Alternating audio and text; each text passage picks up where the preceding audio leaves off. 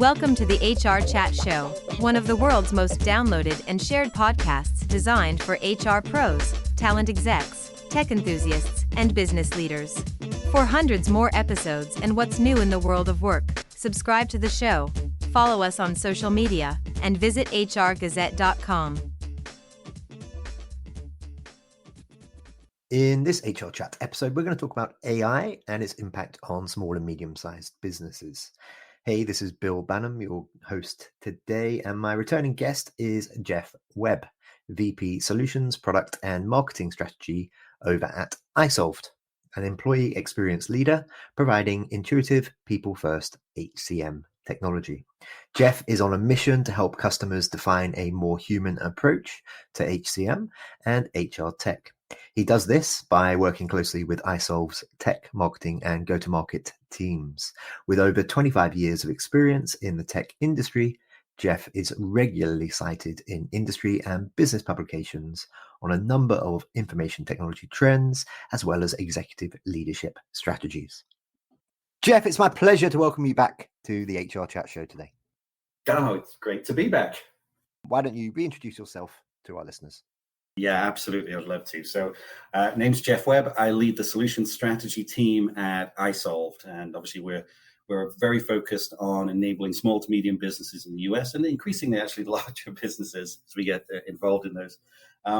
Really just think about transforming the role of HR and optimizing all the processes around that, payroll and benefits and so on, just to improve employee experience and just make everything more efficient and effective. Thanks for tuning in to the HR Chat podcast. If you're enjoying this episode, we'd really appreciate it if you could subscribe and leave a 5-star review on your podcast platform of choice. And now, back to the conversation. What should HR benefits and payroll professionals consider about AI-based tools and ways that they can augment different functions, including the HR function? Yeah, it's interesting.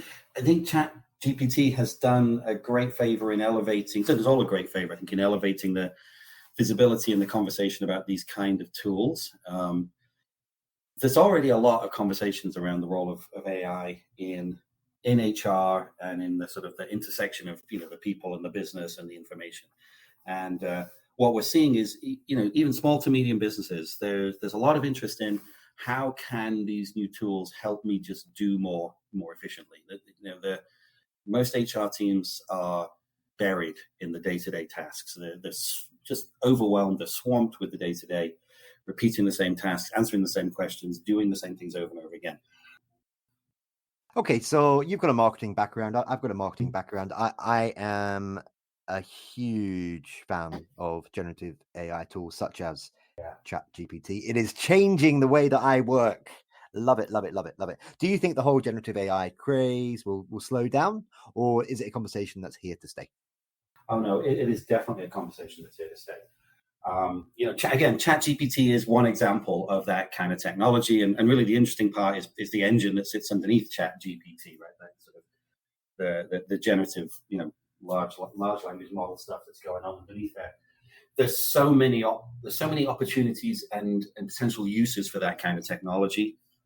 Again, ChatGPT is an example of it, but we're going to see that sort of thing embedded more and more in tools and more in sort of the flow of work. And you think about everything from help me write a job ad that's more effective, or help me optimize this web page if that's something from a marketing point of view. Help me just build better content faster, or review what I'm doing right now, or help me go find something that's more applicable to the task I'm working on. There's just such a huge opportunity for AI to create content that is based on things it's already seen, which is really what a lot of the generative tools do.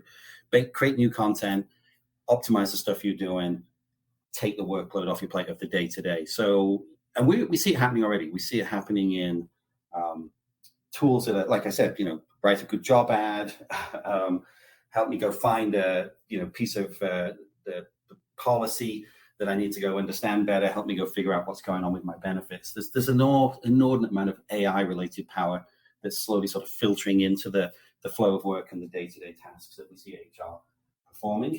I don't think we're going to see it go away anytime soon. I think that that bridge has already been well crossed. In the fast-changing new world of work, organizations that want to succeed must support their teams to develop the right skills for today and for the future. As practical learning experts, Holt EF Corporate Education helps organizations and employees of all levels to develop the critical business skills, attitudes, and behaviors they need to be successful.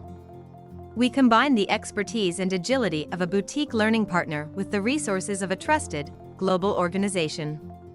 Learn more at holtef.com. Okay, now then, I understand that isolved recently ran a survey of over 2,000 full-time employees in the US about their thoughts on AI. What findings surprised you? Yeah, so we asked, it was a couple of thousand employees around the US. And really what we were looking at was a combination of what's the sort of the state of the nation with respect to the use of these kind of tools. And we asked about ChatGPT because, again, it's such a visible manifestation of these tools. But we talked more generally about some of their attitudes. Are they using it? Are they comfortable using it? How do they feel about the opportunities to use AI? Some of the more interesting things was there's a lot of, I would say, both optimism and openness in just the sort of the general employee population around the use of AI. It is actually far more so than I probably would have expected. We do hear a lot of people discussing we're going to have to worry about AI replacing jobs. People are going to be concerned that AI is going to take their livelihood away from them. And obviously there's always concern around that, but it feels like there's a lot more positivity, a lot more optimism around the power that AI can deliver. So we saw, for example, about half the employees we asked had already used tools like ChatGPT. They were sort of tinkering with it. They're trying it out. They've been using it a little bit. 70% said they would be open to using those sort of tools at work. So, there's a lot of kind of, this could be interesting. It's going to make my life easier. It's a tool I can use to, go be more efficient. It's no reason to be afraid of it. And I think 68%, I think it was, of the employees we asked said that they think AI will actually improve their experience in work. It will improve the workplace for them, whether that's making their job easier, giving them more things to work with, or simply making it a better place to work. You think about the potential of AI to do things like tune the experience a little bit. And I'll give you an example. You're in a particular job role. AI can be there as an assistant to help you guide your career. You should be thinking about learning these skills. Perhaps you'd like to take this sort of training course to improve what you're doing right now.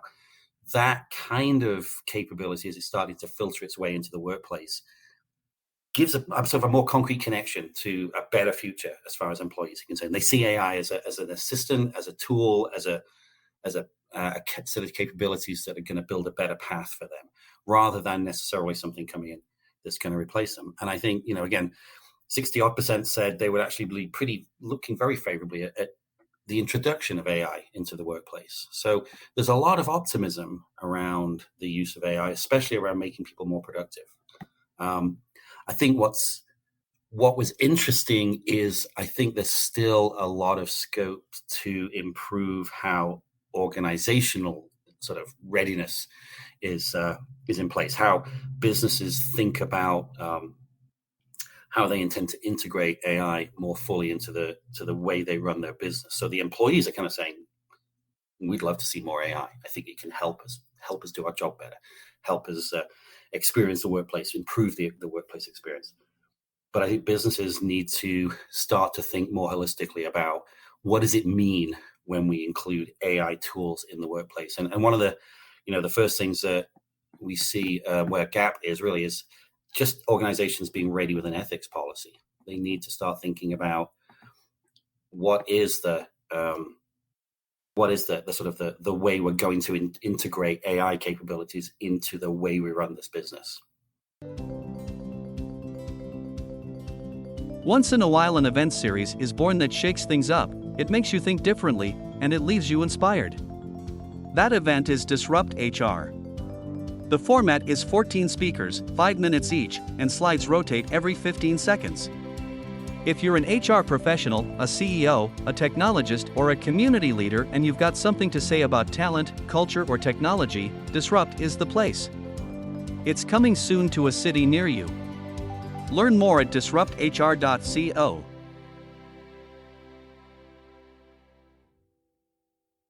Anything else? Any other key considerations that people perhaps don't have front of mind at the moment in small businesses when it comes to the deployment and rollout of new AI technologies?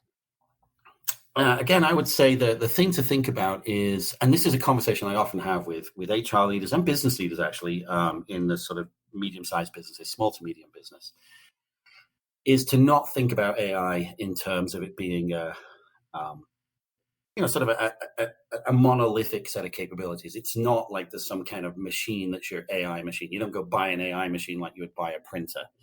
The AI is set of capabilities that are built into the tools that you're already using. That the likelihood that the next generation of things that you do will have more and more AI built in to improve how they operate. And that's really the way to think about AI in the small to medium business. It's kind of like, I'm not going to replace my my Microsoft Word. What I'm going to see instead is Word's going to get a little bit smarter about how it might suggest I want to write things. I'm not going to see something like simple as payroll. I'm not going to see the whole payroll process be completely replaced. What I'm going to see is AI sitting embedded in those payroll processes to do things like spot anomalies that you might have missed otherwise. Oh, there's something odd about this month's payroll run. You might want to take a look at that. Something unusual happened. You made a change. Did you intend to make that change?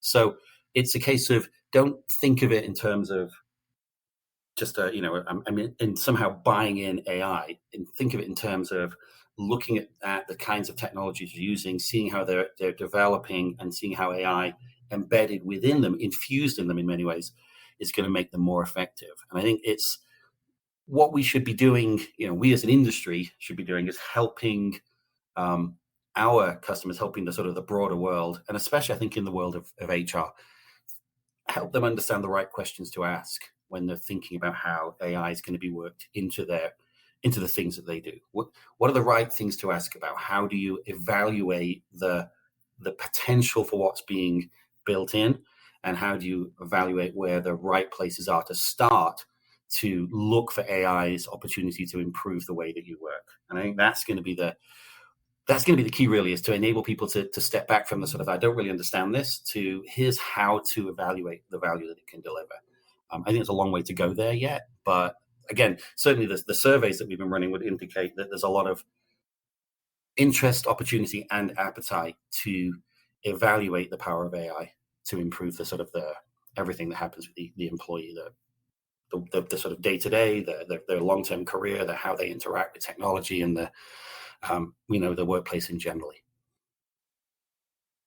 So before we hit record today, listeners, Geoff and I were chatting away, and he's currently in beautiful Colorado. He gets all over the US, the lucky chap. And I was trying to tap him up to maybe speak at maybe one of the Disrupt HR events that I'm involved with. And we'd love to get you involved, certainly, Geoff. Being on the road so much, you meet with lots of isolved customers. You've given us information from a quantitative perspective in terms of that survey earlier in this conversation, but let's get a little bit more qualitative.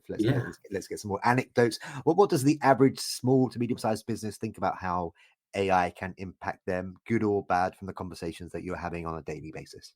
Yeah. Again, I think there's a lot of interest. I think we tend to think of small to medium businesses as being, they tend to lag behind the enterprise. The enterprise businesses, the big businesses out there, are always they're pushing ahead. They're investing in the latest technology, and the sort of small to medium businesses tend to trail behind them. I don't think that's true.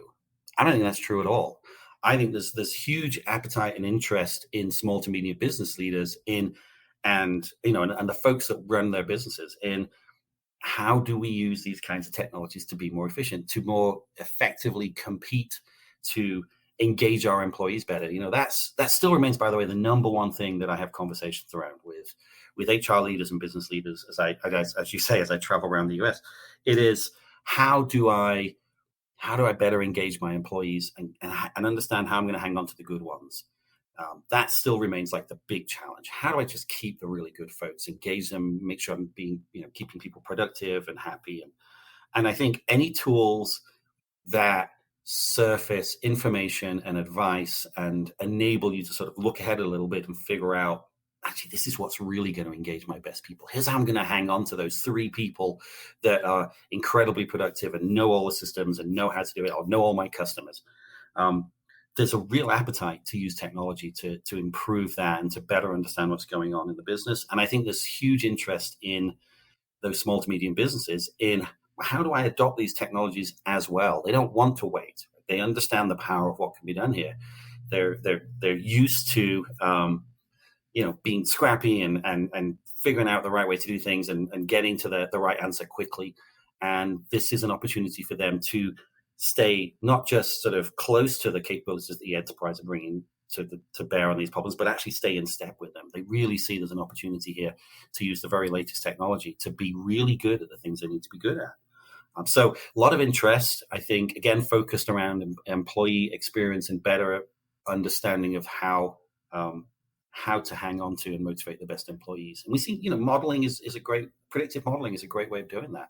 Here's the stuff that, based on your employee base, seems to matter to them. It may not be pay them more money. It may be just, give them 2 days a week working from home, or give them, slightly change the benefits mix that you're offering, whatever it might be. But having tools that help you to process the information, look at the behavior, figure out what's going on, and offer up the right answer, that is acutely interesting to small to medium businesses. So at the moment, Geoff, everything's pretty fresh. People are getting to grips with different AI fueled technologies and what that means for their processes and what their output looks like, what it means for their people and the duties of different people's jobs. But if you and I to have this conversation in a year or two, and obviously I'd love to get you back on, but if you and I to have this conversation in a year or two, how will that dialogue have changed? So, for example, Geoff, by that point, will we be talking about the creation of a whole bunch of new jobs that we're still guessing at the moment that are going to be coming alongside the use of new technologies? And will we also be talking about the fact that the whole bunch of jobs that exist today are now redundant? Yeah, I think a couple of things are going to happen over the next couple of years. Many things will happen, but I think certainly some jobs will start to inevitably see that they're changing based on the capabilities of AI. That we'll see jobs that are associated with sort of more manual operation of data. If you see what I mean, the sort of data entry, the sort of some of the reporting tools and so on, and reporting activities. Those things will start to change because AI will be able to initially heavily augment those things and then ultimately perform a lot of the sort of day-to-day tasks automatically. At the same time, there's going to be a lot of opportunities to educate current employees, current business leaders, HR professionals, payroll administrators and so on in how to utilize AI tools to do their jobs better. And I think as a result, we'll see it, the sort of the day-to-day business tasks will remain the day-to-day business tasks.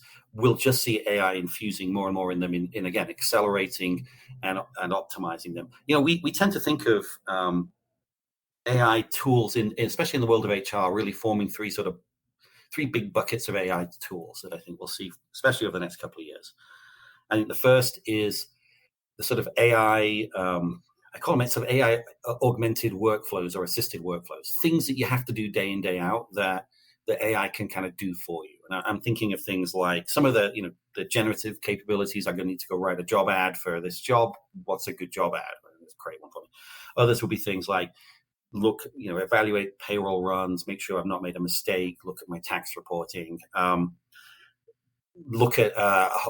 match a whole bunch of incoming resumes to a job opportunity, make sure we've got the right match. So there's the kind of in the flow of work tasks that AI can augment and accelerate, and in some cases simply do for you and have a human oversee. The second group is in AI that's really tuned around, I would say, personalization of experience. And again, I think I used that example earlier on of you're in this job, people who are in this job and got promoted, took this set of training courses, or that there's a great path for you to a future career if you were to do this, this, and this. Or typically even people in your role often use this set of tools and this set of information. Let me go get those things ready for you because I've seen this, I've seen what you're going to need, and I'll get everything in one place so that it's easy for you to find. So the sort of the tools around AI of understanding and personalizing, and we see those already in a lot of places. They're going to become more and more prevalent in the workplace and for HR professionals especially. And then the third sort of block of AI tools are interaction tools, communication tools. I want to get access to this. Help me find that. Where is this thing over here? How do I do that? Right? The ability to use natural language processing to understand what people are saying or just typing. Go figure it out, go engage the other two sets of AIs to go get the answers and then present them back. Those things are going to change a lot of the way we spend our time in the workplace. They're going to change a lot of the sort of employee experience. They're going to change how HR professionals evaluate where they focus their efforts, because they're going to have a lot more time to step back from doing those tasks manually. So whether it's not going to so much replace those roles, but it is going to start to redefine how we spend our day and how we spend our time. And that's where it gets really interesting, because then we get to that point of AI finally unlocking the thing we've all been hoping for. AI unlocks the capacity to be more human in the interaction. I'm not spending my time doing what a machine could do. I'm spending my time doing the one thing that human beings do really well, which is talk to other human beings. That's where you start to see the power of AI. 2-3 years from now, I'm very hopeful that we'll see a lot more of that. Perfect. And with 1 minute left, how can our listeners connect with you personally? So LinkedIn, email, wherever you want to share there, Geoff. And of course, how can they learn more about isolved? Yeah, of course. The best place, of course, would be our website, isolvedhcm.com. Please do come and join us on there. There's all kinds of stuff on there around, and we're building up more and more of the conversation around AI, especially. We're pretty blunt and direct about our vision and future for AI. There's a lot going on. For me, come find me on LinkedIn at Geoff Webb. I'm easy to find, and I'd love to chat and talk to your listeners, and obviously always to you as well. I'm always here. You are easy to find. However, when I searched in LinkedIn Geoff Webb earlier on, turns out I've got 2 other connections called Geoff Webb. There we go. Are they all real, or is there an AI out there pretending to be me? That's the question. Could be that. Geoff, I always enjoy chatting to you. I'd love to do more with you soon. But for now, thank you very much for being my guest. Absolutely. Thank you for having me. I always enjoy it too. Thank you. And listeners, as always, until next time, happy working. Thanks for listening to the HRchat show. If you enjoyed this episode, why not subscribe and listen to some of the hundreds of episodes published by HR Gazette? And remember, for what's new in the world of work, subscribe to the show, follow us on social media, and visit hrgazette.com.